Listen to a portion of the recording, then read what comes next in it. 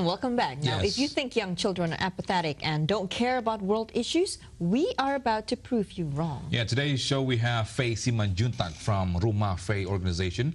Faye works towards fulfilling children's rights and is also active in the fight against child trafficking. Hello. Good morning, Faye. How are you? Welcome to the show. It's so good to have you. Is this too early for you in the morning? So tired. So tired. And how old again are you, Faye? I'm 14. Wow, we're so in the same age, Faye. Yeah, he's Obviously. 16. Yeah. I mean, we all look really young today. Anyways, getting on to the first question. You are an activist for child trafficking. And what kind of child trafficking are we talking about here? We focus mostly on child prostitution, sex trafficking in Indonesia. We do work in some areas of child trafficking in general, but we try to focus specifically on child prostitution. But the question is, how did you first start it? For example, I mean, you're at such a young age. I mean, usually, you know, just adults, when they reach around 20s, they want to do something. But what made you start? Yeah. First of all, I think that it's because I grew up in a community. My family has always been teaching me, yo, give back to society. This is like your responsibility as someone who's already been blessed with so much. We should have not only the responsibility, but the want to help other people. And, you know, when you're younger, you feel like it's more of, not a burden, but something you're kind of lazy to do. It's something your parents want you to do. And I think at first it was like that for me. And then I started learning about all these really problematic cases. I learned about child prostitution, and I felt like that was, I guess in a way, my calling. It was something that I felt really passionate about. Like, can you just imagine children, younger than me especially, who are trafficked into prostitution? And so, yeah, and not only that, earlier you said a lot of people don't want to help until they're 20, right? But I think that, yes, that's a lot of cases are like that, but I think one of the problems too is that a lot of kids my age especially don't have the materials to do what I'm doing. So what gave you the material? The information, you mean? Okay. First of all, information-wise, obviously, like, we live in an age, like, internet age. It's the most useful thing. And second of all, I think it depends on, like, your family, where you grew up in. I had the advantage of having a family who's always cultivated the idea and teaching me how, like, teaching me to help children, to help other people, to love others. And maybe at first it didn't. I have to end up doing it myself. Like, it has to, the click has to come from me, right? But the point is, there has to be, I think, there has to be a family, a mother, a father, a support, like a big support system. Support system is probably the most important thing that I've had. Who supports this in this case? Your mom, your dad, or both? All of them. What about schools, though? Do you learn a lot from schools as well? I think I do. I feel like the biggest problem is that a lot of times, especially in Indonesian culture, because we're a very sheltered society, which is not a bad thing at all. But it makes, especially parents and teachers, they don't want to talk about sex and and STDs. Like, I can go to my friends and ask them, what STDs are there? And they'll say AIDS, and that's about it. Herpes. All they know. Like, they don't know any other STD. They don't know the dangers of sex. And some of them do, obviously, but not everyone has the, you know, they don't understand. They've never been taught. The sex ed is never good enough. And I've been moving all my life. I've moved to a few different schools, and though they all have sex ed, not all of them specifically is able to teach the dangers of it. Because it's very rare here in Indonesia also, schools. Like, for example, like I live in the US, when we study about sex ed when you're in junior high, for example. Like, here in Indonesia, you know, when it's you're talking about taboo. It's still, are you talking about this? So, is this what makes you go on, for example, at a young age? Would you to try to voice out basically about this issue here? To educate also the kids. I think when I was little, again, when I was researching it, I realized that a lot of the people who were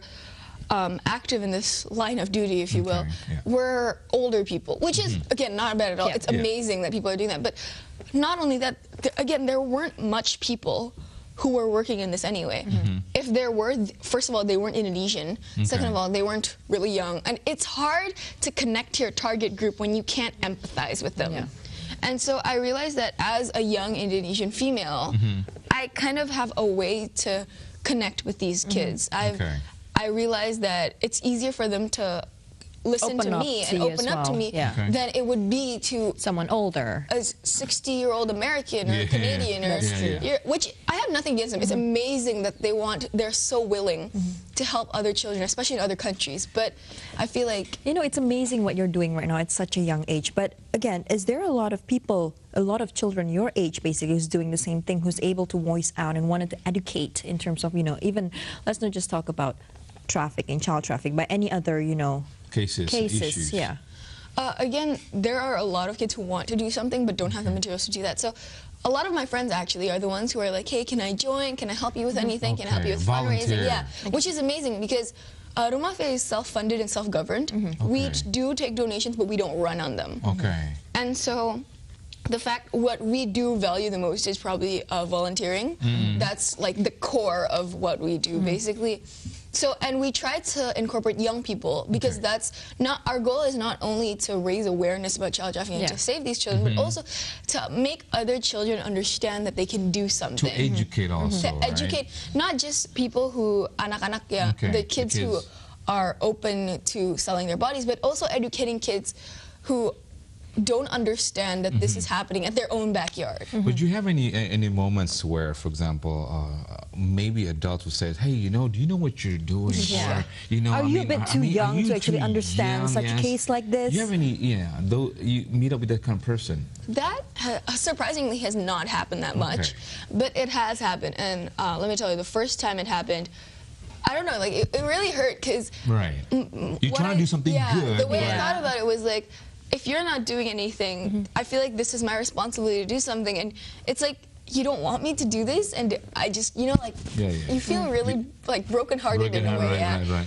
But I started to realize that it doesn't really matter what you think of me or what you think that I should do or shouldn't do. Because as long as I'm doing something I believe is right, or I think something that is right. And again, the most important thing is that my family has always been my support system. And they've always, in every way, they've supported me. So why should I care what some stranger thinks of me over what my family thinks of me? That's true. And how long have you been doing this for? I have been, so Rumah actually opened October 2013. That's when we officially started. And you founded it? Yes, with my mother. That's why it's your name, Rumah Faye organization. But I started delving into this in late fourth grade because we were learning about social justice. And when we learned about it, I felt, again, like when we learned about child prostitution, which the teacher, I went to the teacher and talked about it because she was really willing. She was great. She was really willing to talk about it. But we weren't really. It wasn't something that she would want to say in the classroom because a lot of the kids, the parents wouldn't want to talk about it and stuff like that. So when I came to talk about it with her, she was willing to open up to me, and she called my parents to tell them, look, she wants to research about this stuff, and I think she can do it, but please sit with her and do it with her. So that's when I started carrying. Wow, that's good. All right, now, Faye, we're going to go for a short break, but when we come back, we're still going to continue talking about child trafficking. Don't go there.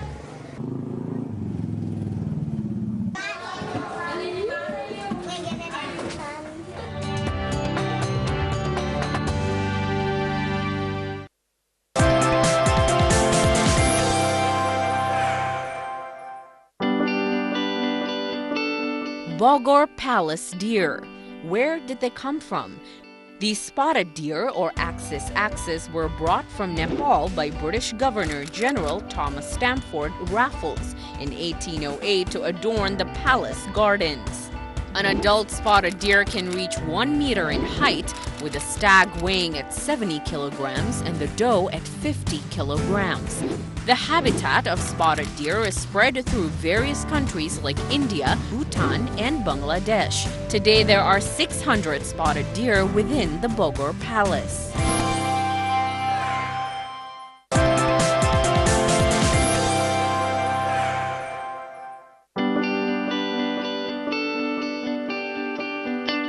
Kain tapis is Lampung's traditional fabric worn by the women. It is hand-woven from gold and silver threads with nature-inspired motifs. Kain tapis has dozens of varieties, each with its respective use in different occasions. The price range of kain tapis vary, depending on its complexity. A sheet of kain tapis can cost tens to hundreds of millions of rupiah, making it collectible.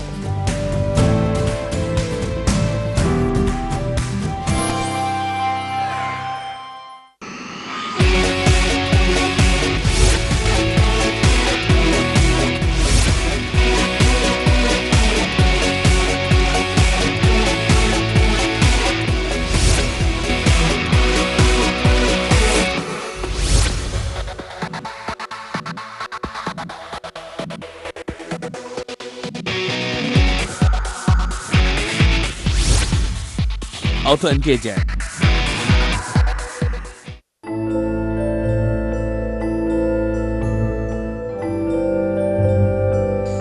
Ogo-ogo Bali.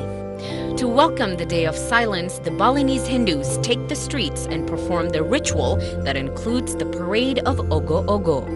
Ogo-ogo are gigantic figures that mostly portray the Butakala, which is a scary character resembling the adverse forces of nature.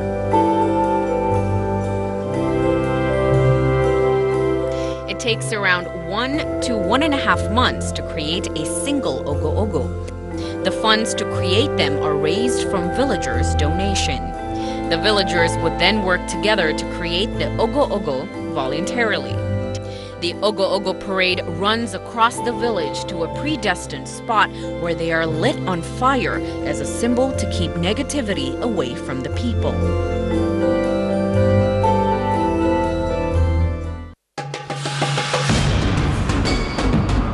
Events and decisions that make the news shape our world on a daily basis.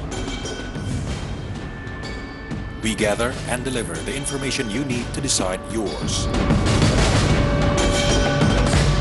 24 hours a day, 7 days a week.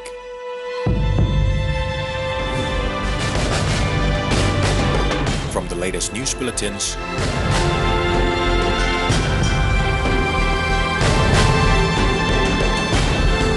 exclusive talk shows,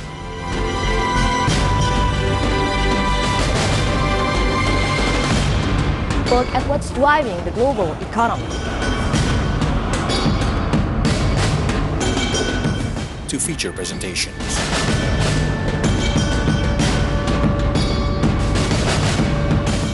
MNC World News, Indonesia and beyond.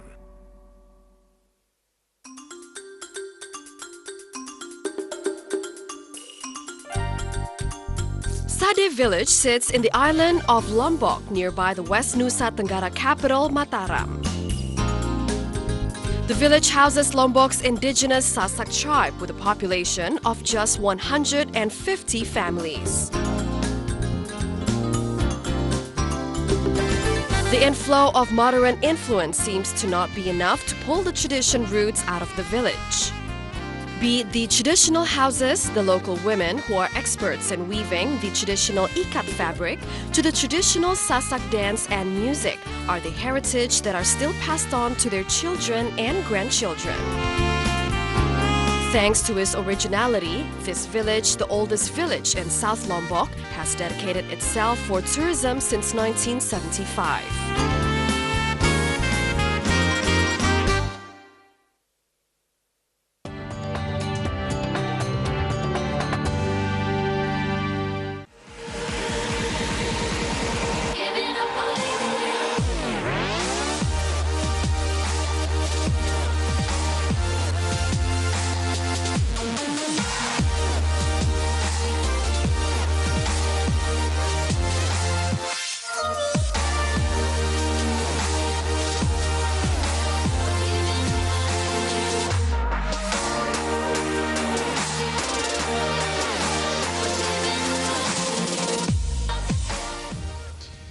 And welcome back to Day Break, still with Faye Simanjuntak from Rumah Faye. Yes. Could you tell us a bit about what is Rumah Faye? Yeah. So Rumah Faye is an NGO, a non-governmental organization that helps children who are trafficked into prostitution. Okay. Obviously below 18 years old. So we help children about 11 to 18 years old. So what do you normally do? Do you have campaigns, Yes. Mm-hmm. events? So we have 3 programs, which is prevention, rescue, and rehabilitation. The 3 of them, we're one of the only Indonesian NGOs that do all 3 programs in one NGO. Obviously, we work together a lot with other NGOs because where would we be without them? But yeah, we mostly focus on prevention because it's very important to raise awareness, and then rescue and rehabilitation is more with partners to help dig girls be able to, after their program in our shelter, they can go on and move on. When you mentioned about prevention, how are we, taboo or, about this case? I think prevention, it's to stop it before it happens, right? And basically what we believe is raising awareness to other, not only adults, but also children, so that when they grow up, it's just starting a new generation. So like, I always say that I know child trafficking and child prostitution won't be abolished in my time. But I hope that through this, through teaching the younger generation, which I think that is so important to focus on, we can be able to like make it drop, make a decrease in child prostitution. Hey, you mentioned you have a lot of volunteers in Rumah Faye as well. And what is it that you all do? Do you meet people? Do you meet these children, the victims basically who have experienced child trafficking? So actually, when you volunteer, we can't let a lot of people meet our victims. Because it just, to be able, for rehabilitation again, that even I can't do that. A lot of the people who originally worked there can't do that. It has to be a licensed psychologist to do that. So what the volunteers actually do, again, is prevention. So we split the volunteers in a couple of groups, and they go out around, like, wherever they live. They make a group of, like, whoever lives closest to this area. They find an area, and they just go there. So we don't believe in going to one place and never coming back. So we chose a few pilot projects, pilot locations, where we come once every 3 months, especially for, like, Christmas or Valentine's or something. We come and we bring, buka puasa, together. So it's just mostly, it's to at first be friends with them, to know them, so they will open up to us. So we don't immediately go and just be like, be careful of sex and leave, you know what I mean? So. What I'm curious is, how do people actually know that they're the victims? Do the victims actually come and seek for help? Yes. Or, I mean, how are they able to run away from such situations? One, they can't. Two, again, they run away, but they risk a lot. They risk a lot. Most of the time it's because someone tips us off. And then we work together with other NGOs, usually the police to... So basically the government or the police is involved in helping Rumah Faye also? The government is very helpful because, but I think that mostly it's not really, it is the government's responsibility to enforce rules and laws, but as civilians, as the people of this country, if we don't ask for something or we don't push for something from the government, what are we going to do? You can't just blame everything on the government. And I've had people come to me and be like, oh, I know what you're doing. It's great because the government doesn't do anything. I'm like, no, you don't understand. It's like, they're busy, and that much is obvious. And we as the people, as mothers, as children, as fathers, have the responsibility to stand up for our brothers and sisters.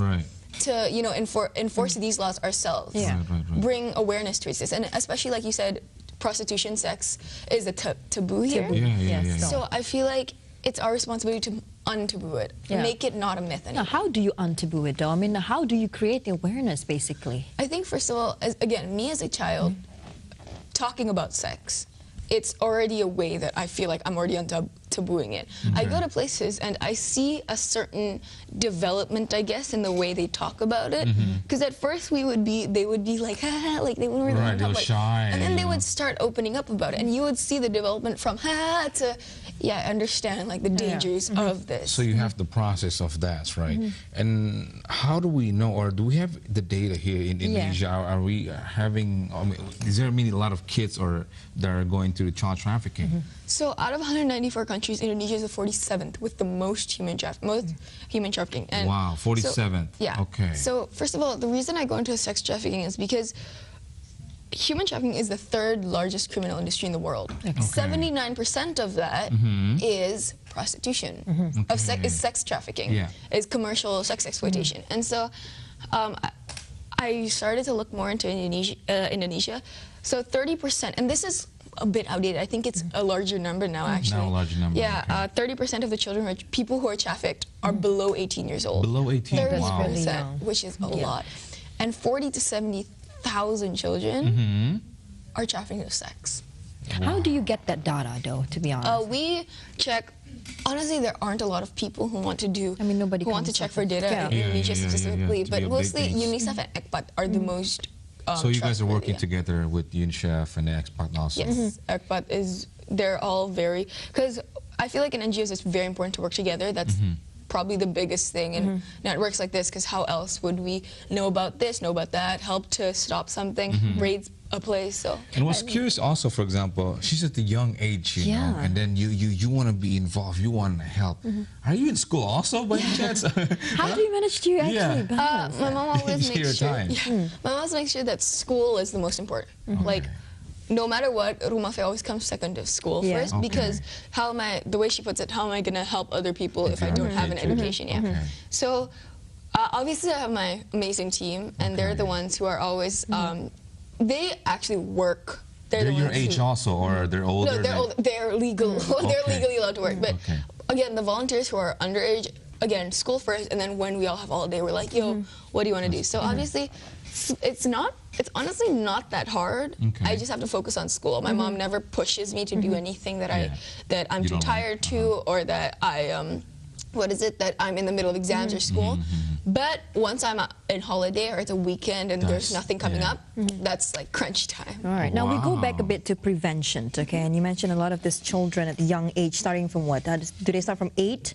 They start from really young, and they would be, a lot of times they'd be born into that, and so they'd be raised to be as that. Okay. And we talk about prevention now. How is it that, you know, you're able to actually prevent such things from happening? Obviously, education is still, you know, a taboo. Sex education is still taboo and a big issue in Indonesia as well. But, you know, apart from sex education, what else can be done? I think that it's just awareness in general. It's that not only do people not want to talk about it, people never hear of it. They don't understand how, they don't know how bad in their face it actually is. And so I think that the way that we prevent this, or we bring awareness to this, is that we talk to them. That's really it. It's just big education and like things like this, awareness to other people, that how important it is, especially parents and teachers, how important it is to not only have sex education in school but also at home, because it's, in a way, it's two different things. Listening, hearing it from your teacher and hearing it from your parent. Is it because public school, because not a lot of public school have sex education for us, for, you know, private schools they do, for example, here in Indonesia. Is it because of that also?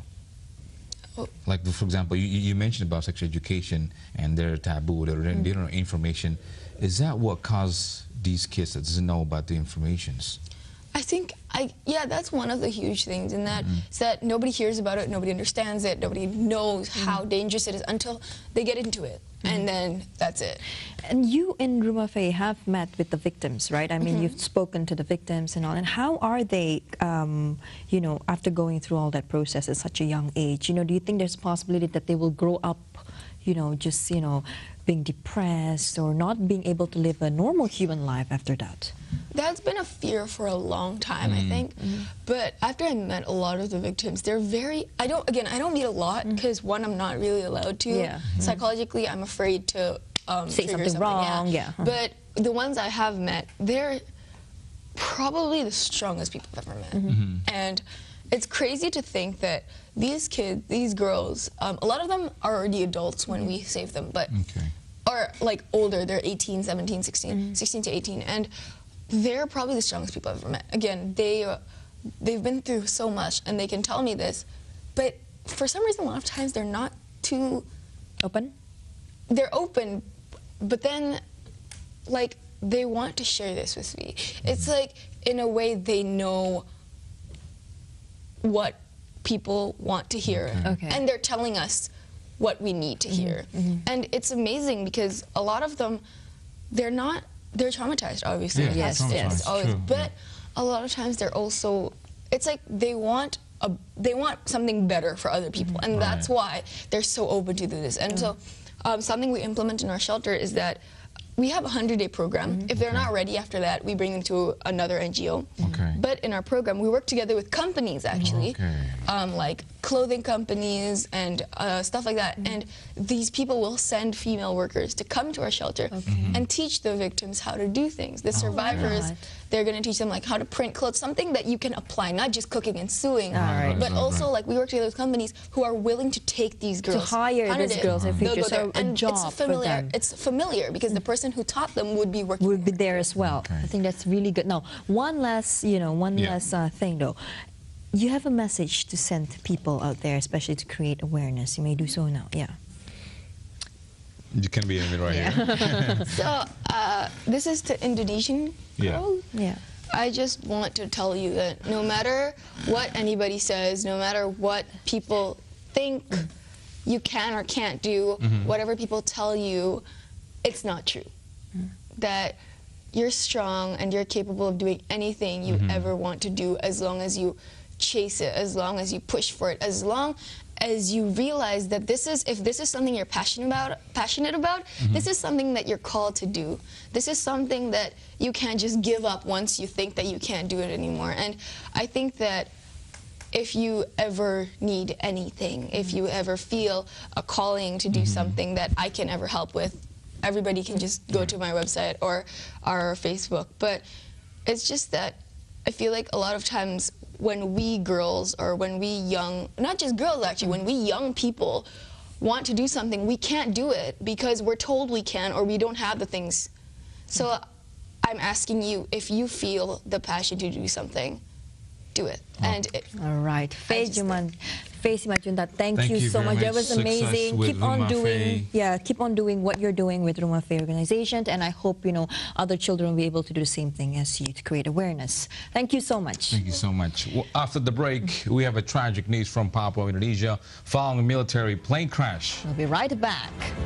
Thank you.